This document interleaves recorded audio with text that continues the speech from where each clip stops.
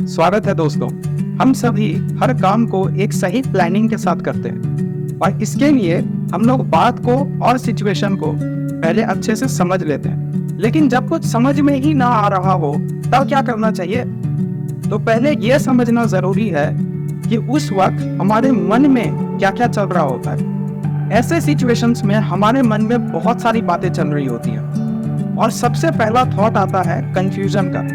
हमारे मन में एक अजीब सा खिंचाव हो रहा होता है, जैसे कि कोई पजल अधूरा रह गया हो। हम कोशिश करते हैं लेकिन कंफ्यूजन की वजह से बात समझ में नहीं आती है। इसकी वजह से फ्रस्ट्रेशन होता है, क्योंकि एक तो बात समझ में नहीं आ रही है, ऊपर से टाइम भी बर्बाद हो रहा है। लेकिन हाँ, डाउट और इनसिक्योरिटी भी हमारे मन में घर कर लेते हैं। हम खुद को क्वेश्चन करने लगते हैं, अपनी कैपेबिलिटी पर शक करते हैं और ये सोचते हैं कि कहीं हम गलत तो नहीं है।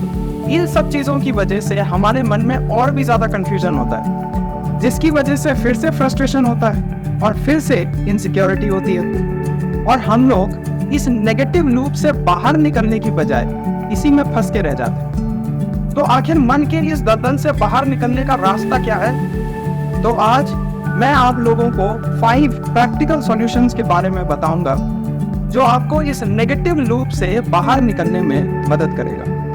फर्स्ट पॉइंट, ठंडे दिमाग से सोचना। जब आपको कुछ समझ ना आ रहा हो तो सबसे पहले शांति से बैठकर प्रॉब्लम को समझने की कोशिश करनी चाहिए। जब तक आपका मन शांत नहीं होगा तब तक आप प्रॉब्लम को बारीकी से नहीं समझ पाएंगे और अगर आप ऐसा नहीं करेंगे तो आपका लिया हुआ हर डिसीजन गलत ही होगा। फॉर एग्जाम्पल, अगर आप पूरी सच्चाई जाने बिना गुस्से में कोई फैसला करते हैं तो 99% चांस है कि आपका वो डिसीजन गलत होगा।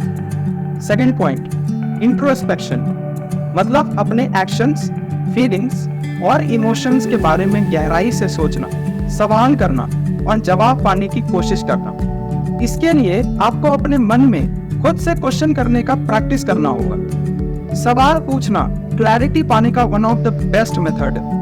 फॉर एग्जाम्पल, अगर कोई आपसे कहता है कि आप उस पर भरोसा कीजिए तो आपके मन में यह सवाल जरूर आना चाहिए कि कहीं वो आपको धोखा तो नहीं देगा।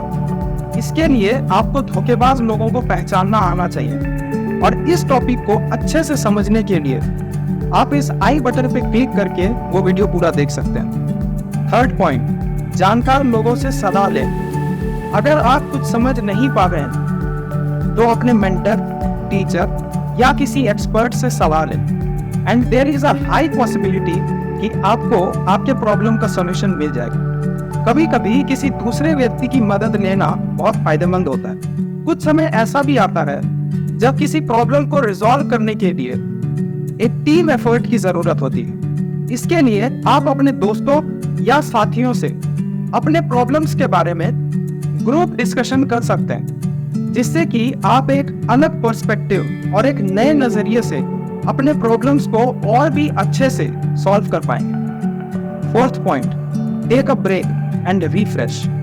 कभी कभी दिमाग को भी थोड़ा रेस्ट चाहिए होता है। अगर आपका दिमाग हैंग हो गया है या उसकी एफिशिएंसी कम हो गई है तो एक छोटा सा ब्रेक लेना जरूरी है। इसमें आप वॉकिंग या मेडिटेशन कर सकते हैं या फिर अपना कोई फेवरेट गाना भी सुन सकते हैं। इससे भी मदद ना मिले तो आप कुछ दिनों के लिए कहीं घूमने जा सकते हैं, जैसे कि अपने हॉलिडे डेस्टिनेशन पर या जहां भी आपको जाना पसंद हो, ताकि आप खुद के साथ थोड़ा वक्त बिता पाए। इससे आप फ्रेश फील करेंगे और अपने काम पर और भी ज्यादा अच्छे से फोकस कर पाएंगे। फिफ्थ पॉइंट, खुद पर प्रेशर ना डालें। ये बात सुनने में बहुत मामूली लगती है, पर यकीन मानिए अगर आपने इस बात को नजरअंदाज किया तो आपका पिछला किया हुआ सारा मेहनत मिट्टी में मिल जाएगा। अपने काम को एक टाइम लिमिट में पूरा करना अच्छी बात, लेकिन खुद को उसी प्रेशर में दबा लेना बहुत गलत। खुद पर जरूरत से ज्यादा दबाव नहीं डालना चाहिए, क्योंकि ऐसा करने से आपकी प्रॉब्लम्स और भी ज्यादा कॉम्प्लिकेटेड हो जाएगी और ये आपको मेंटली पैरालाइज भी कर देगा। इसलिए खुद को टॉर्चर ना करें, जल्दबाजी ना करें और बेबी स्टेप्स में अपने प्रॉब्लम को सॉल्व करें। याद रखें कि कभी कभी हर किसी को सब कुछ समझ में नहीं आता है और ये बिल्कुल नॉर्मल है। जरूरी ये है कि आप अपने चैलेंजेस से हार ना माने और अलग अलग तरीकों से अपने प्रॉब्लम्स को सॉल्व करने के लिए डेडिकेटेड रहें। अगर वीडियो अच्छा लगा और इन्फॉर्मेटिव लगा तो इसे लाइक कीजिए, शेयर कीजिए और प्लीज चैनल को जरूर सब्सक्राइब कीजिए।